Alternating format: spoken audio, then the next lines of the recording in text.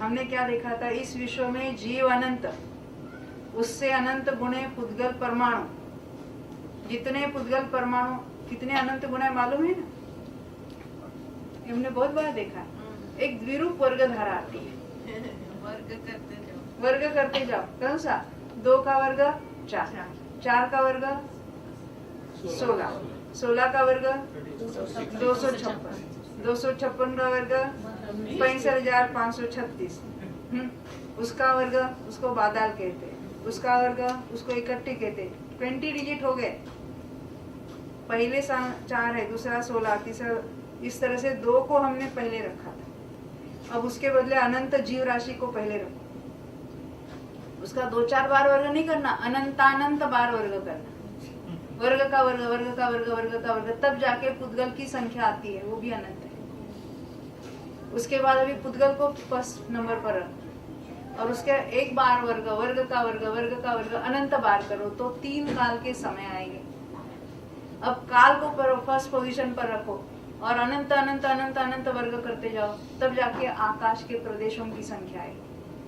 अब उसको पहले पॉइंट पर रखो और उसके अनंत बार वर्ग करते जाओ, तो जाके एक द्रव्य में गुण की संख्या आएगी। तो मैं भी एक जीव द्रव्य हूँ, तो मेरे में इतने अनंत गुण है, अपने गुणों का पता ही नहीं ना।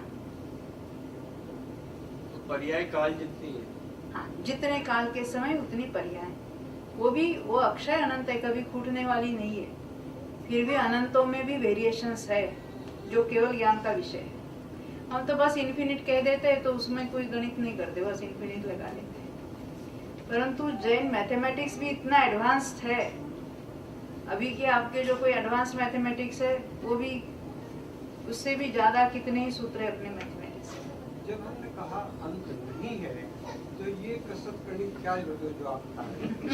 जब हमने कहा अंत नहीं है किसी का, अनंत अनंत कहो, अनंत अनंत अनंत अनंत अनंत का वर्क करते रहो, तो अंत नहीं है कहने से काम नहीं चल जाएगा। अंत नहीं कहने से काम नहीं चलेगा कि प्रश्न है आपका, और ये कसरत क्यों करनी, ये भी प्रश्न है आपका। तो फिर भी उसका जो भासनेस है, उसकी मैग्नीट्यूड है, वो कौन से अनंत से कौन सा अनंत बड़ा है, ये तो केवल ज्ञान गम्य बातें है। ये अनंत अपने सूक्ष्म ज्ञानियों में हम तो आगम के द्वारा उसका निर्णय कर सकते हैं, हम डायरेक्ट नहीं जा सकते। तो एक्सरसाइज है ना, ये मेंटल एक्सरसाइज मालूम है, ये साइंस ने भी प्रूव किया। क्या है?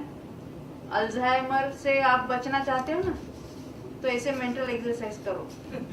हाँ, 47 शक्तियाँ याद करो, 47 नए को याद करो, कर्म के प्रकृतियों के नाम याद करो। ये छप के आया है, क्योंकि हम तो बुद्धि को गिरवी रखते ना। एक बार जब हम स्कूल में पढ़ते तो क्या था, रोज नया कुछ न कुछ पढ़ना था, याद करना था। फिर कॉलेज में और ज्यादा नए पढ़ते पढ़ते पढ़ते गया। एक बार पढ़ाई पूरी हो गई, फिर हम कोई प्रैक्टिस करने लगा, कोई धंधा व्यापार करने लगा। कितनी बुद्धि यूज होती है बताओ? वो तो रूटीन हो जाता है ना, इतनी बुद्धि यूटिलाइज होती ही नहीं है, फिर उसको जंग पकड़ने लगता है। तत्वज्ञान में लगाओ तो चमकेगा।